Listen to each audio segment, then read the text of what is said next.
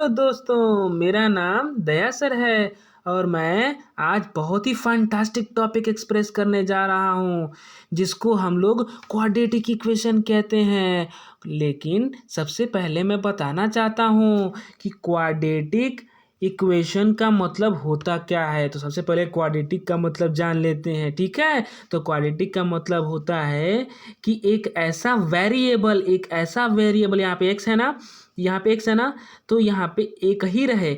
मतलब कि एक ऐसा वेरिएबल यहाँ पे जो चेंज होता है उसको वेरिएबल बोलते हैं। जो चेंज हो जाता है, यहाँ पे एक्स है ना, तो वो एक्स बदल जाएगा आगे चल के, तो उसको हम लोग वेरिएबल कहते हैं। कांस्टेंट किसको बोलते हैं कि कांस्टेंट का मतलब होता है कि जो कभी बदले ना। मतलब ये ए क्या है, यहाँ पे ए का मतलब होता है कि 1 2 3 4 कोई भी नंबर ले लेते हैं तो यहाँ पे ए के जगह पे पुट कर देते हैं। वैसे ही बी भी है, यहाँ पर भी 1 2 3 4 कोई भी नंबर ले लेंगे। वैसे ही यहाँ पे सी भी है, ठीक है। अब ध्यान देते हैं कि हम लोग क्वाड्रेटिक इक्वेशन को पढ़ने जा रहे हैं ना, तो क्वाड्रेटिक और इक्वेशन का मतलब मालूम होना चाहिए। तो क्वाड्रेटिक का मतलब क्या होता है कि जिसका पावर 2 हो, यानी एक ऐसा वेरिएबल जिसका पावर 2 हो, ठीक है। एक ऐसा वेरिएबल जिसका पावर 2 हो तो उसको हम लोग बोलते हैं क्वाड्रेटिक। और इक्वेशन का मतलब क्या होता है, तो इक्वेशन का मतलब समीकरण होता है। जो इस तरीके से बनता है ना, उसको बोलते हैं हम लोग समीकरण। ये क्या बना हुआ है, तो a x square plus b x plus c equal to 0। जहाँ पे ध्यान रखना चाहिए हम लोगों को कि a is not equal to 0, a is not equal to 0। जहाँ पे ए 0 के बराबर नहीं होना चाहिए। तो चलिए दोस्तों, हम लोग अब ये जान लेते हैं कि क्वाड्रेटिक इक्वेशन की डेफिनेशन क्या होती है। तो बेसिक डेफिनेशन होती है कि an equation containing at least one term that is squared, an equation containing at least one term that is square। मतलब कि एक ऐसा समीकरण जिसमें एक की स्क्वायर हो, एक जो है वो स्क्वायर फॉर्म में हो, जो केवल एक जो वेरिएबल है वो स्क्वायर फॉर्म में हो, यानी एक्स का पावर 2 हो, तो उसको बोलते हैं स्क्वायर्ड। समझ में आया। चलिए अब हम लोग आगे बढ़ते हैं। तो ये हम लोग को क्लियर समझ में आ गया ना बेटा कि क्या होता है क्वाड्रेटिक इक्वेशन का मतलब। चलो अब हम लोग आगे देखते हैं, ठीक है। अब बात आती है क्वाड्रेटिक इक्वेशन की। तो हम लोग ये तो पहले ही से ही पता है कि यहाँ पे क्या होता है हम लोगों का, कि ये हम लोगों का इक्वेशन होता है, ठीक। अब इसका क्वाड्रेटिक फॉर्मूला क्या होता है, इस इक्वेशन को आसानी से कैसे सॉल्व कर सकते हैं। तो ये है हमारा क्वाड्रेटिक फॉर्मूला। ये बहुत ही फैंटास्टिक फॉर्मूला है। इस फॉर्मूले से हम लोग ना एक्स के अलग अलग वैल्यूज़ को फाइंड आउट कर लेते हैं। एक्स के अलग अलग वैल्यूज़ को फाइंड आउट कर लेते हैं। इस फॉर्मूले को किसने दिया था, इस फॉर्मूले को किसने दिया था, तो हम लोगों को पता होना चाहिए ना बेटा। तो हम लोगों के मन में एक सवाल उठता होगा कि ये क्वाड्रेटिक फार्मूला आखिर में दिया किसने है। तो उसका नाम है श्रीधराचार्य, यानी एक ग्रेट मैथमेटिशियन जिनका नाम था श्रीधराचार्य। क्या नाम था, श्रीधराचार्य। तो आज से आप लोग ध्यान में रखेंगे ना कि इसको किसने दिया था, किसने दिया था, तो क्वाड्रेटिक फॉर्मूले को किसने दिया था जिससे क्वाड्रेटिक इक्वेशन सॉल्व हो सके। तो उस महान आदमी का नाम था श्रीधराचार्य, ठीक है। इसको किसने दिया था? श्रीधराचार्य। इसको मान लो ना, देखो ना ये सर है बड़े, यहाँ पे है मैथमेटिशियन है, इनका नाम श्रीधराचार्य मान लो। एक श्रीधराचार्य नाम के मैथमेटिशियन थे जिन्होंने इस फॉर्मूले को दिया था। ठीक है बेटा, अब हम लोग आगे बढ़ते हैं कि इससे रिलेटेड कौन कौन से क्वेश्चन हो सकते हैं। ठीक है, इसमें हम लोगों को पता करना पड़ेगा कि बी क्या है। तो बी क्या है? तो बेटा ये वाला बी होता है। ठीक है, यहाँ पे ए क्या है? तो यहाँ से ए का वैल्यू हम लोग लिख देते हैं। यहाँ पे सी क्या है? तो सी वाले भाई साहब यहाँ पे आ जाते हैं। ठीक है, तो ए बी सी का वैल्यू यहाँ से हम लोग रख देते हैं। ठीक है बच्चों, आगे बढ़े हम लोग। आप लोग क्लियर समझ में आ गया होगा, हमको उम्मीद है। चलिए अब हम लोग आगे बढ़ते हैं। तो ये क्वाड्रेटिक के बारे में हम लोगों को थोड़ा और जानकारी दे देते हैं कि इस फॉर्मूले को जिसने दिया था तो उनका नाम तो श्रीधराचार्य है, तो पता चल चुका है हम लोगों को। लेकिन जो फॉर्मूला दिए थे उनमें ए बी सी का वाकई में रियल मतलब क्या है? तो ए का मतलब होता है कि the coefficient in front of or the number beside x square, मतलब कि a x square plus b x plus c equal to 0 था ना बेटा। तो यहाँ पे कह रहा है ना कि the coefficient in front of, coefficient in front of जो हम लोग के सामने कोफिशिएंट होता है ना, या the number beside x square, मतलब कि एक्स स्क्वायर के बगल में जो होता है ना उसी को बेटा क्या बोलते हैं? ए बोलते हैं। ठीक है, अब चलिए हम लोगों को बी के बारे में जानना चाहिए कि बी क्या होता है। तो the coefficient in front of और द नंबर बिसाइड एक्स, मतलब इस एक्स के बगल में जो होता है वही बी होता है। ठीक है बच्चों, चलिए अब हम लोग सी के बारे में जानते हैं। तो सी क्या है? तो भैया कह रहा है कि कांस्टेंट। कांस्टेंट क्यों कह रहा है? क्योंकि इसके अगल बगल कोई एक्स नहीं है। ठीक है, एक्स होगा भी नहीं। क्यों नहीं होगा? आपके मन में सवाल होता है, क्यों नहीं होगा? क्योंकि भाई ये स्क्वायर से सिंगल एक्स में चेंज हो गया, सिंगल एक्स से एकदम ख़त्म हो गया। ठीक है, मतलब कि यहाँ पे एक्स स्क्वायर, वहाँ पे यहाँ एक्स हो गया, यहाँ पे फिर एकदम 1 हो गया, कुछ भी नहीं है। ठीक है, तो ये जितने भी ए बी सी हुए ना बेटा, तो एक तरफ से ये ऐसे वैल्यूज़ होते हैं जो कभी चेंज नहीं होते हैं। जैसे मान लो यहाँ पे 2 रख दिए, यहाँ पे 3 रख दिए, यहाँ पे 4 रख दिए, एग्जाम्पल ले रहा हूँ, सपोज करो। तो क्या हम इसको चेंज कर सकते हैं? 2 को बदल सकते हैं? नहीं बदल सकते। क्यों नहीं बदल सकते? क्योंकि अगर हम 2 को बदल देंगे तो यहाँ पर सारा खेल गड़बड़ हो जाएगा, इक्वेशन सॉल्व ही नहीं हो पाएगा। 3 को बदल देंगे, 4 को बदल देंगे तो इक्वेशन सॉल्व ही नहीं हो पाएगा। लेकिन मैं ये भी बताना चाहता हूँ आप लोगों को, यहाँ पे x के जगह पे अगर y भी कर देंगे ना बेटा, तो वाई स्क्वायर यहाँ पे रहेगा ना। यहाँ पे x के जगह पे अगर y भी कर देंगे ना बेटा, तो इसका कोई फर्क नहीं पड़ता है। आखिर में ये क्वाड्रेटिक इक्वेशन ही कहा जाएगा। ठीक है, तो हम लोग अब नेक्स्ट चलते हैं बेटा। आप लोगों को इतना सारा चीज़ अच्छे से बता रहे हैं तो सबको समझ में अच्छे से आ रहा होगा ना बेटा। चलो अब हम लोग नेक्स्ट पॉइंट पे चलते हैं कि कैसे इस फॉर्मूले को, क्वाड्रेटिक फॉर्मूले को कैसे हम लोग सॉल्व कर सकते हैं क्वेश्चन में। ठीक है, चलिए ये देखिए कितना फैंटास्टिक सा सवाल है। अब लग रहा होगा कि हम लोग असली मैदान में उतर चुके हैं, सवालों के मैदान में। तो चलिए यहाँ पर मैं आपको देता हूँ एक सवाल। देखो ये सवाल है ना, तो x square plus 5x plus 6 equal to 0 है ना बेटा। तो इक्वेशन को हम लोग सबसे पहले सॉल्व करते हैं बेटा। ठीक है, तो कैसे सॉल्व करते हैं? तो देखो यहाँ पर हम लोग, तो चलो बच्चों अब हम आपको सिखाएंगे कि इस इक्वेशन को, ये दिए गए इक्वेशन को कैसे हम लोग तोड़ते हैं। तोड़ना है ना, जब तक तोड़ेंगे नहीं तब तक छोड़ेंगे नहीं, दशरथ मान जी ने कहा था ना बेटा। तो चलो दशरथ मान जी की तरह इस बड़े से पहाड़ को तोड़ देते हैं। तो देखो इसको कैसे तोड़ेंगे बेटा।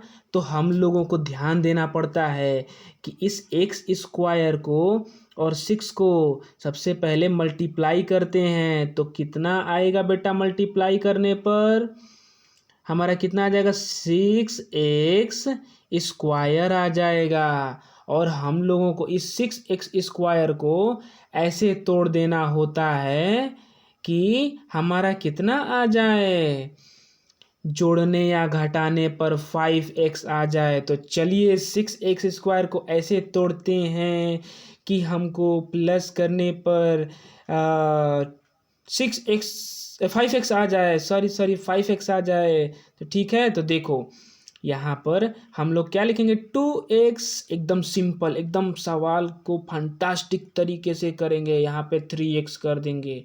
तो बेटा एक बात बताओ, क्या हम 2x और 3x को अगर मल्टीप्लाई करते हैं तो 2 3 जा 6 और x इंटू एक्स मल्टीप्लाई करेंगे तो x² नहीं बन जाएगा। तो फिर से क्या यही इक्वेशन नहीं बन जाएगा। 6x को अगर हम लोग प्लस करते हैं दो पार्ट में तोड़ करके 2x और 3x वाले तरीके से, तो हमारा 2x + 3x बराबर कितना आ जाता है, ये आ जाएगा 5x आ जाएगा, 5x आ जाएगा। ठीक है, 5x आ जाएगा, यहाँ पे 5x आ जाएगा।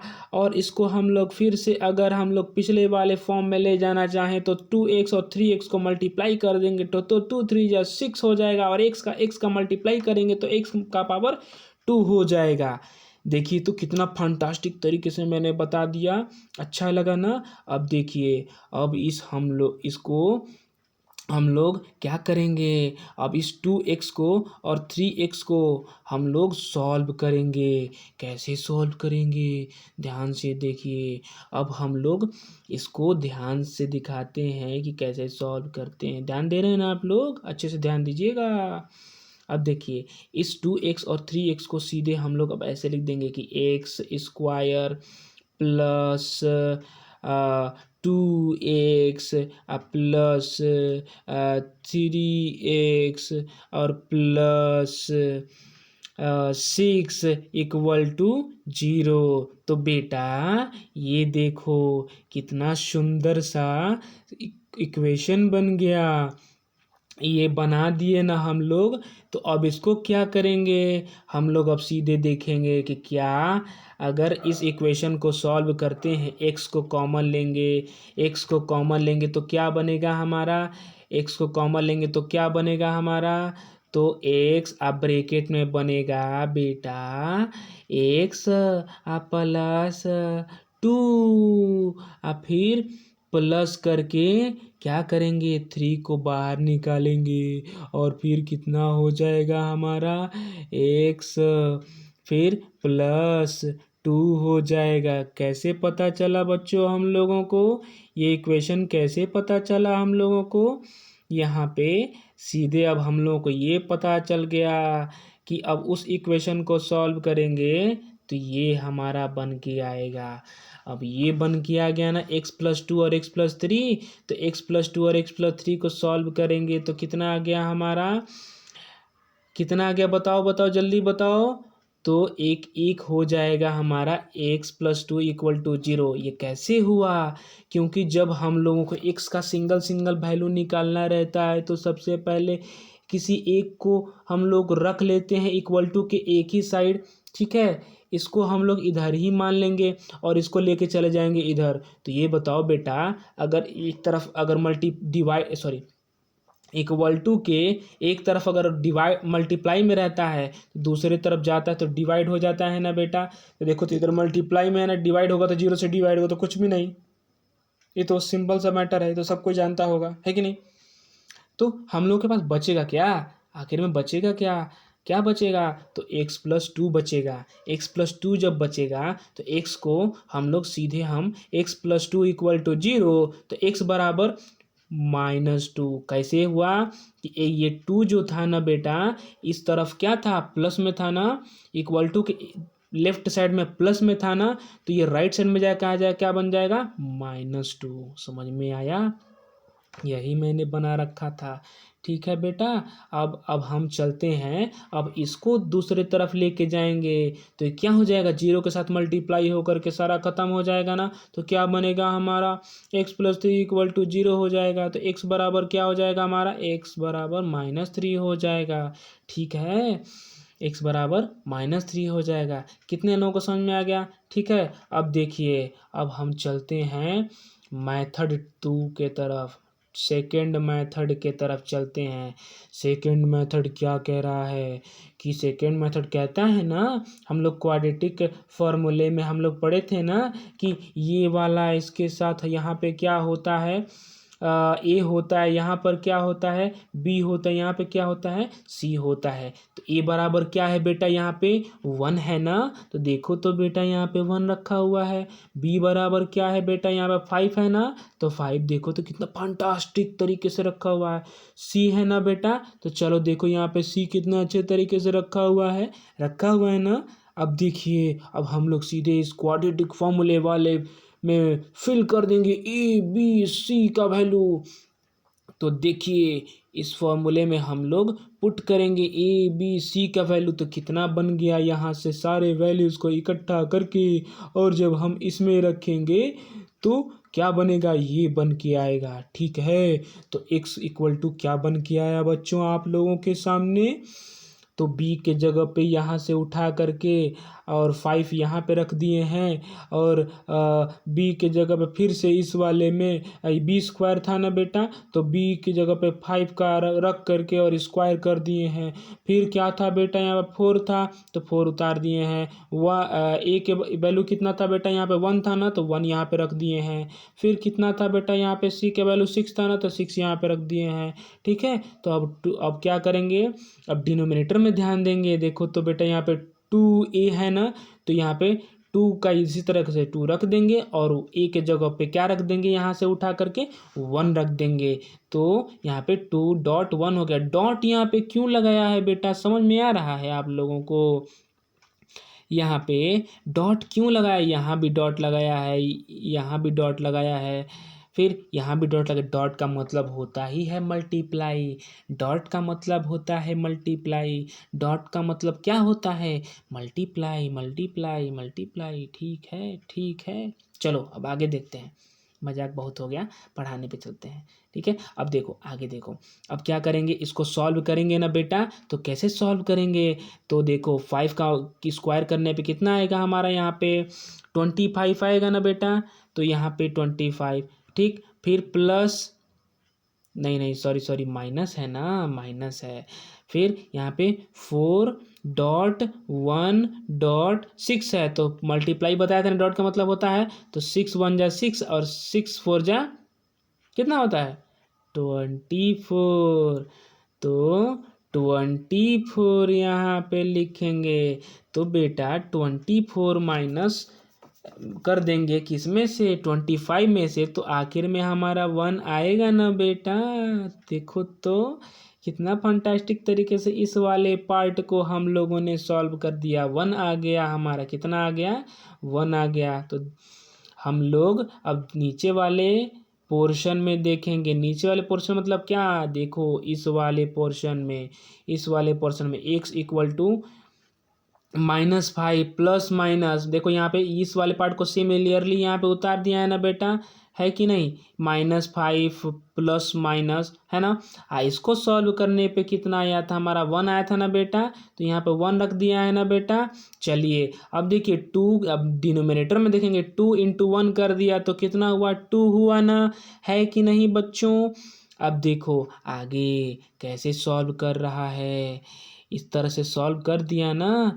अब देखो ध्यान से, अब यहाँ पे क्या कर दिया देखो, अब यहाँ पे इसको एक बार x इक्वल टू क्या कर दिया, x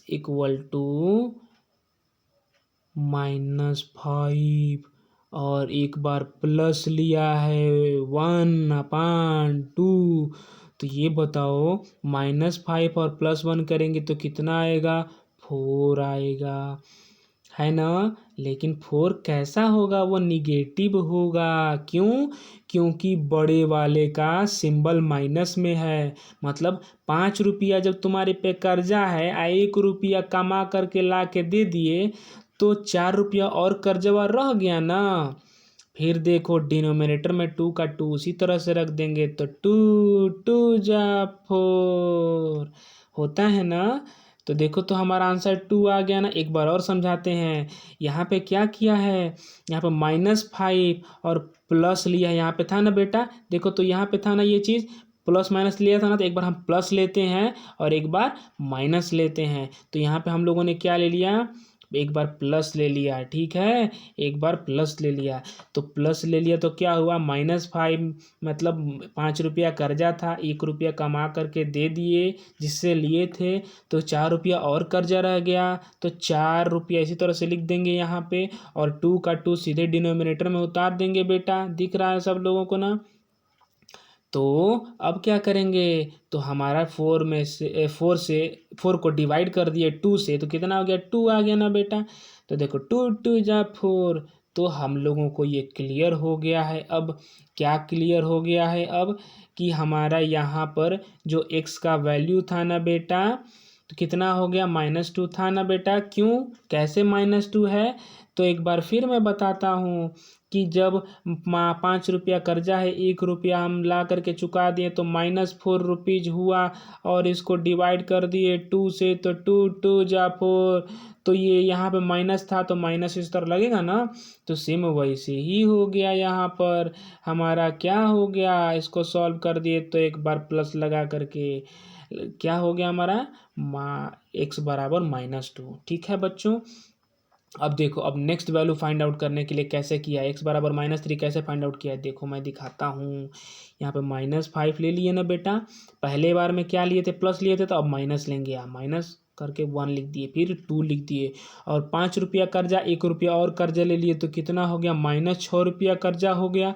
तो 2 से भाग दे देंगे तो कितना हो गया? 2 3 जा 6। तो कितना आ गया हमारा? -3।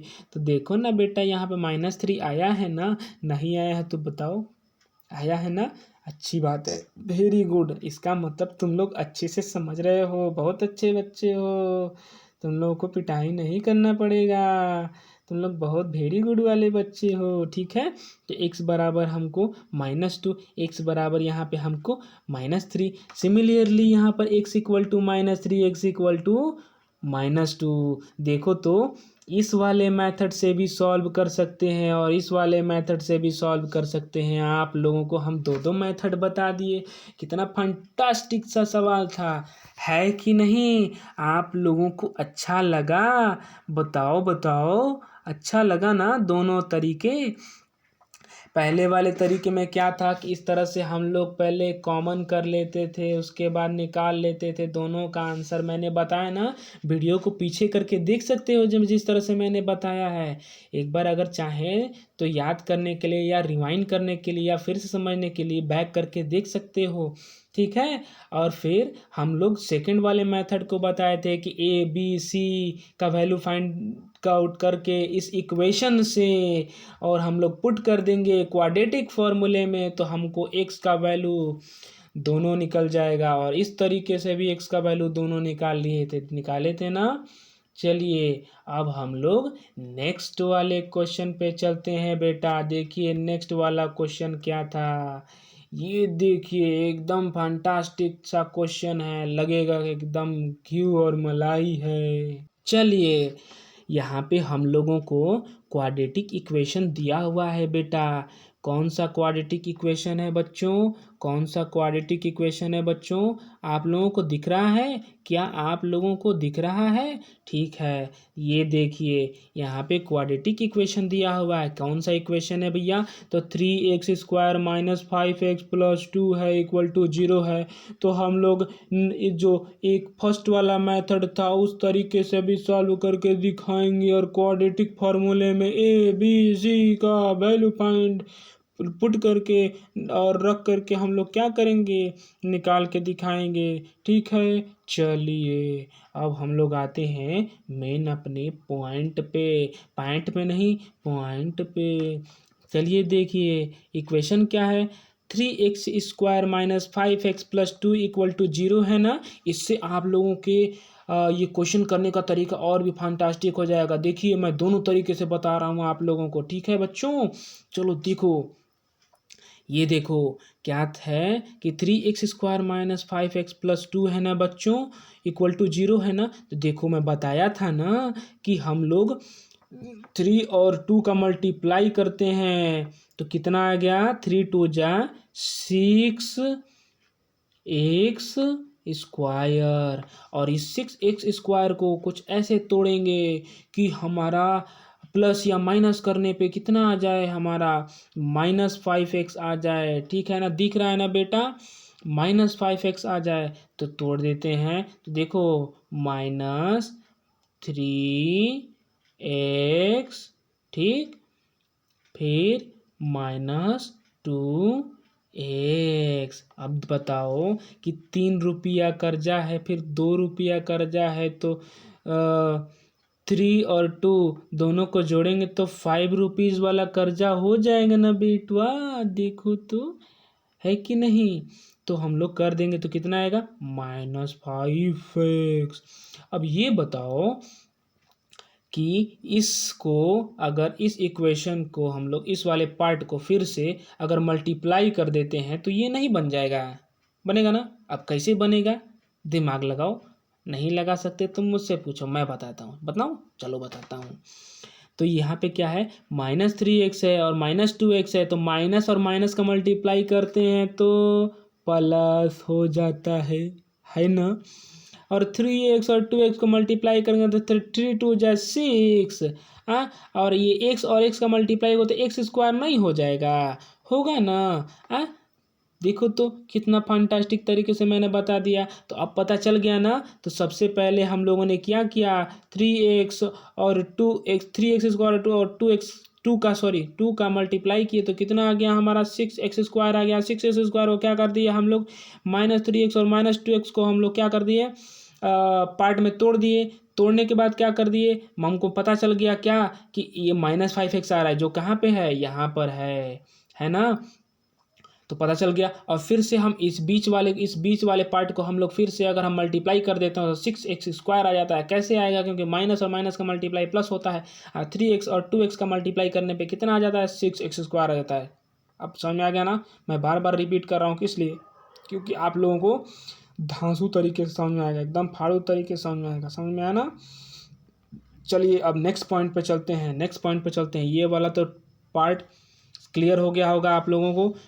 ठीक है, अब देखो यहाँ से क्या आता है, 3x, फिर माइनस, अब क्या करेंगे, या इसमें से 3x को कॉमन करेंगे। तो कॉमन करने के बाद क्या आएगा, ये आएगा ना। देखो तो 3x को जब कॉमन करेंगे, 3x को जब कॉमन करेंगे तो यहाँ पे क्या बचेगा, 3x को बाहर निकाल लिए, ये वाले को एक बचा ना ब्रैकेट में, x -1। देखो तो सॉल्व करके जब 3x को माइनस कॉमन कर लेंगे हमको, तो ब्रैकेट में क्या बचेगा, x -1। कैसे पता चला, क्योंकि अब इसमें से इसको मल्टीप्लाई कर देंगे तो फिर से ये वाला नहीं आ जाएगा, 3x²। 3x और x को मल्टीप्लाई कर देंगे तो कितना, 3x² हो जाएगा ना। फिर इसमें माइनस वाले में क्या कर देंगे, अगर फिर से 3 का x का मल्टीप्लाई करेंगे कितना हो जाएगा, 3x हो जाएगा ना बेटा। तो देखो यहाँ पे 3x है ना, है कि नहीं, यहाँ पे देखो तो, हाँ समझ में आया ना। तो देखो हम लोगों ने क्या समझा कि इस वाले पार्ट को सॉल्व किए हैं कैसे, ऊपर वाले इस वाले पार्ट को देख करके। ठीक है, समझ में आया। हाँ, अब फिर यहाँ पर क्या है बच्चों, यहाँ पर है ना -2 और +2। ठीक है, देखो तो -2x और +2x है ना। तो देखो -2 को बाहर निकाल लेंगे, ठीक। और क्या हो गया, लास्ट ब्रैकेट में क्या बचेगा, जब -2 बाहर निकालेंगे तो 2 तो दोनों वाले में से ना कॉमन होगा। जिस तरह से 3 इन दोनों वाले में से कॉमन करके 3 बाहर निकल गया, फिर x कॉमन किए हैं तो यहाँ पे x बाहर निकल गया है कि नहीं।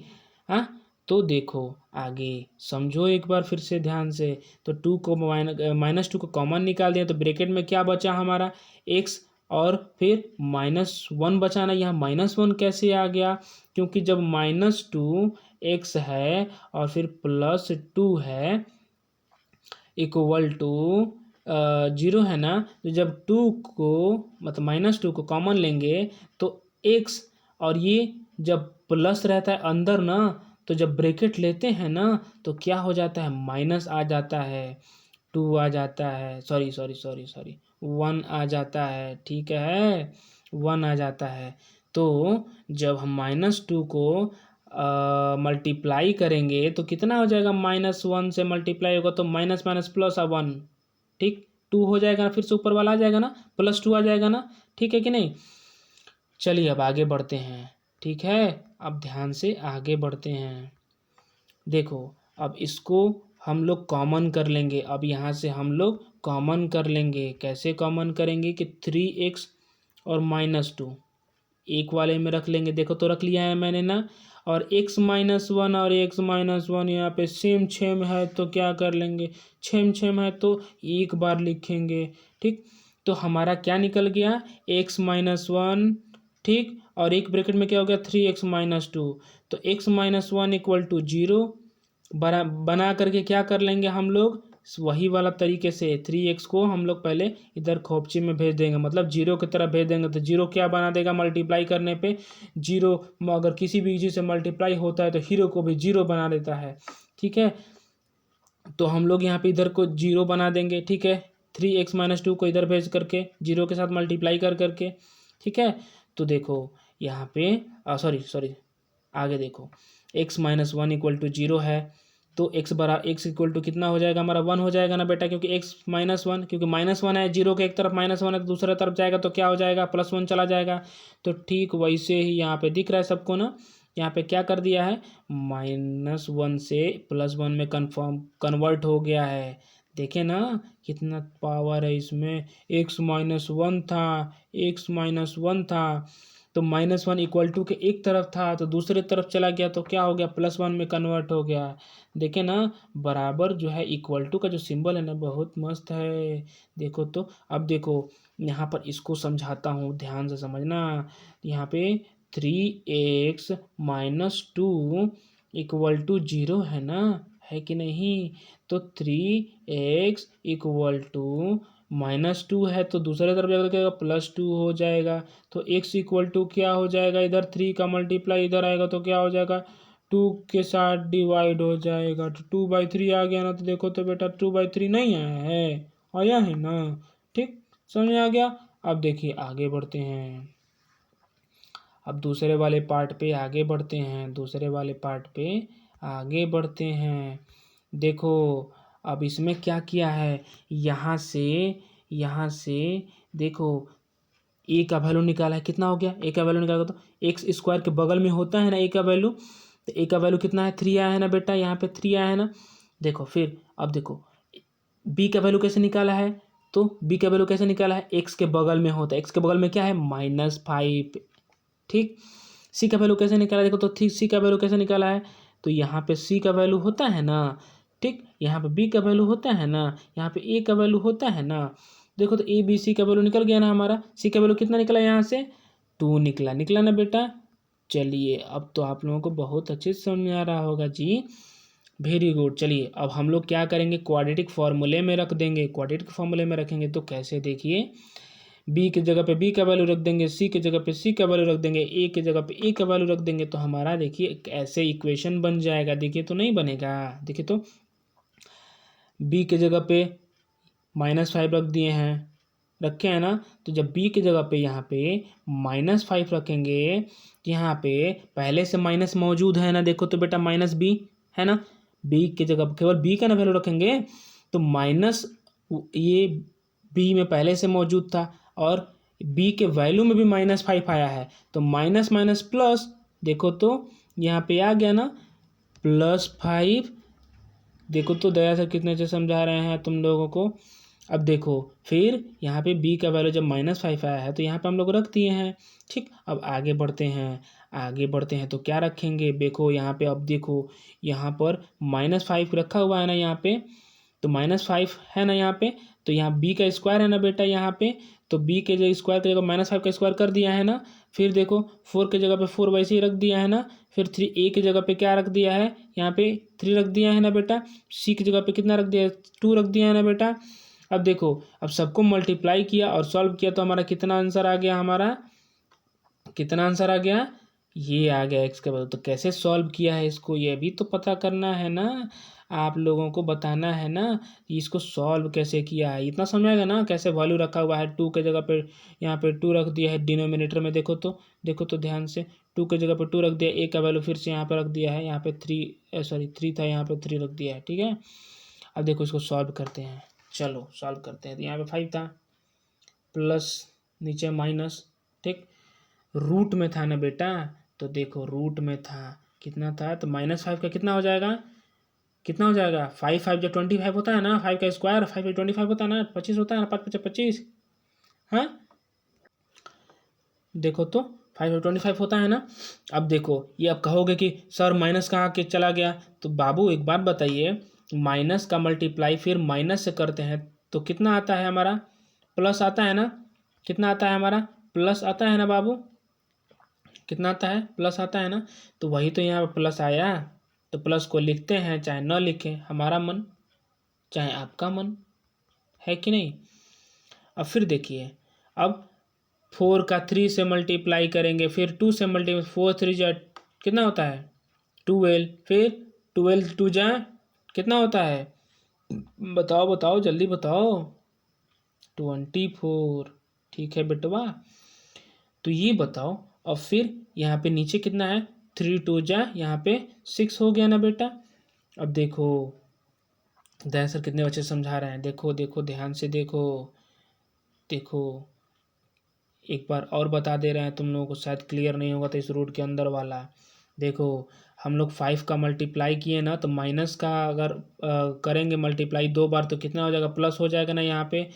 तो अब 5 का मल्टीप्लाई 2 बार कर देंगे तो 5 5 25 होता है ना बेटा।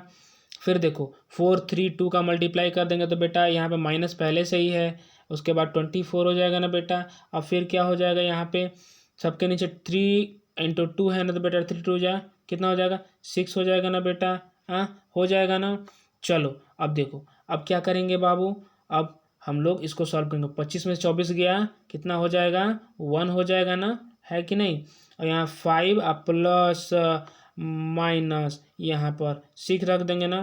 तो ये बताओ हम इस तरीके से लेके जाएँ, इस तरह से लेके, मतलब हमारा मन, ठीक। तो देखो एक बार प्लस करके करेंगे तो कितना हो गया, 5 और +1/6, तो कितना हो जाएगा, ऊपर भी 6 नीचे भी 6, 1 आया ना हमारा आंसर। ये देखो तो यहाँ पे 1 आया है ना, देखो तो आया है ना 1, आया है कि नहीं आया है, आया है ना, दिख रहा है ना x = 1। अरे भाई x = 1 दिख रहा है कि नहीं दिख रहा है, हाँ बोलो हाँ, यस सर दिख रहा है। अब देखिए नेक्स्ट वाले पे चलते हैं। एक बार जब माइनस रखेंगे तो यहाँ पे बाबू बताओ, आप थोड़ा खुद सोच के बताओ, जब यहाँ पर केवल और केवल इसको भूल जाएंगे, अब केवल और केवल क्या रखेंगे, माइनस रखेंगे तो कितना, 5 में से 4 गया कितना हो जाएगा, जब माइनस रखेंगे तो 5 में से 4 गया कितना हो जाएगा, 4 गया ना। अरे भाई यहीं पे ध्यान दो ना, 5 में से 1 गया, ये बोलो सर कि सर 5 में से 1 गया कितना हो जाएगा, कितना हो जाएगा, 4 हो जाएगा।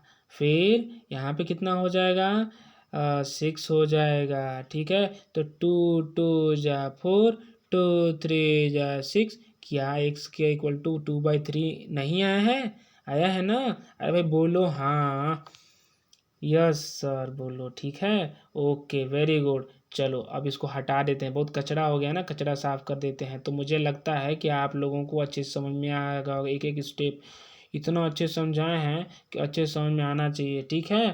तो देखो x का वैल्यू निकल गया ना हमारा। अब कहोगे सर ये तो हम लोगों को दो दो तरीके से पता चल गया, x का वैल्यू कैसे निकालते था। हाँ बेटा दोनों तरीके से मैं आप लोगों को समझाया हूँ, नहीं समझ में आएगा तो फिर से देखना, 2 बार 3 बार देखोगे ना, तो जो बच्चे फ्रेशर हैं जिनको इसके बारे में नहीं पता है, तो फिर से वो देख करके इसको अच्छे से समझ सकते हैं।